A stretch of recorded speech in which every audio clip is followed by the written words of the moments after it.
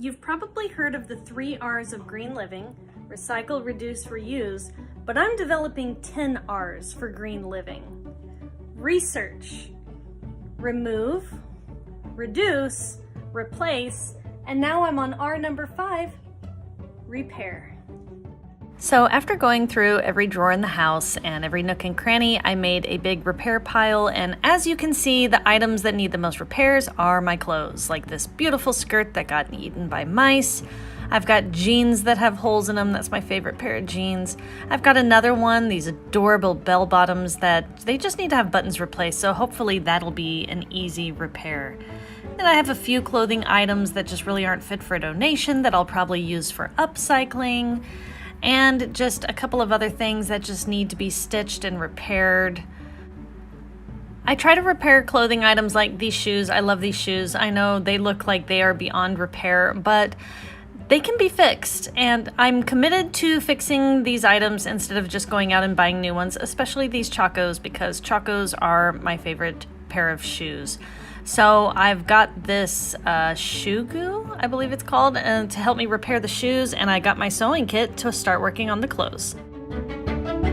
I've also got some small items that shouldn't be hard to fix, like this soap dispenser. It fell off the counter and broke right there at the base. I just need to glue that back into place, and my beloved heat pad needs to be sewn up.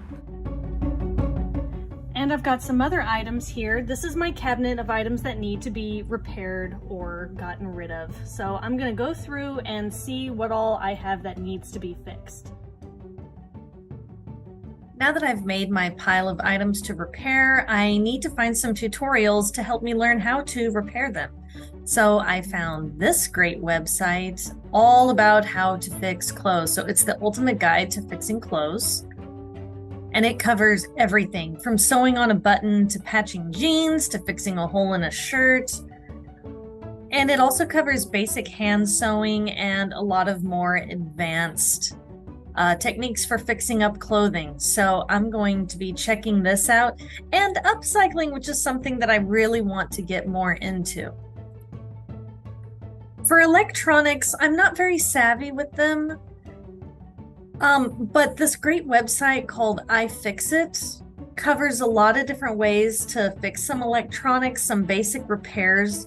Now, I think it's worth saying that if you're in over your head or you're dealing with something that could be potentially dangerous or hazardous, leave it up to the experts. There are plenty of repair shops.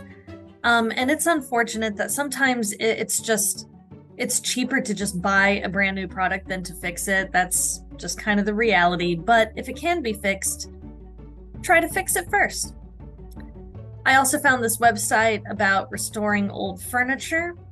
I buy a lot of used furniture, so I want to know how to make it look a little bit nicer, how to clean it up, how to repair it. And I thought that this was a good website from How Stuff Works about how to do that.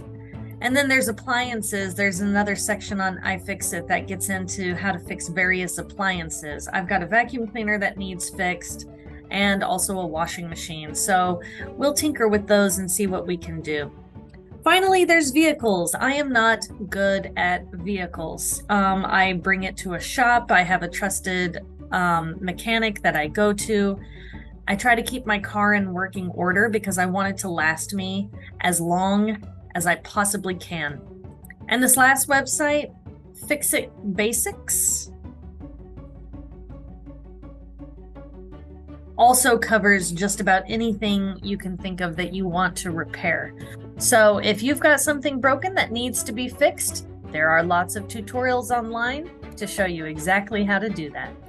My goal is to repair 1 item per day until my entire repair pile is gone. So I'm gonna have to look up some sewing tutorials and other things to figure out how to do it. Wish me luck!